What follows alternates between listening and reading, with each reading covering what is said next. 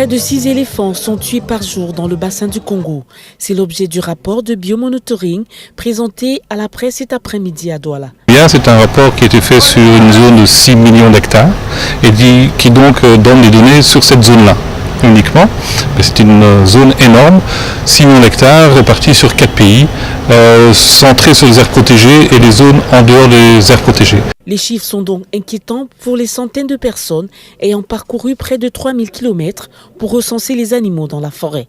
Les populations de gorilles et de chimpanzés sont relativement stables et qu'il existe encore des populations saines tant à l'intérieur qu'à l'extérieur des aires protégées. En ce qui concerne les éléphants, cela varie beaucoup. Donc il y a des zones où les populations d'éléphants sont encore bien protégées, bien stables, comme par exemple à Zanga-Sanga en République centrafricaine, juste de l'autre côté de la frontière donc camerounaise. Par contre, il y a des zones où il y a de fait des diminutions d'éléphants alarmantes. La population d'éléphants est en pleine diminution.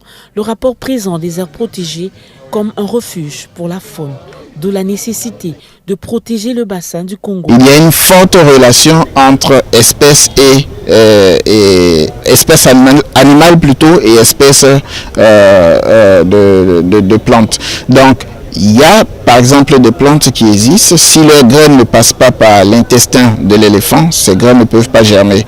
Donc une forêt vide, n'est-ce pas, c'est une forêt qui n'est pas durable, c'est une forêt qui va disparaître.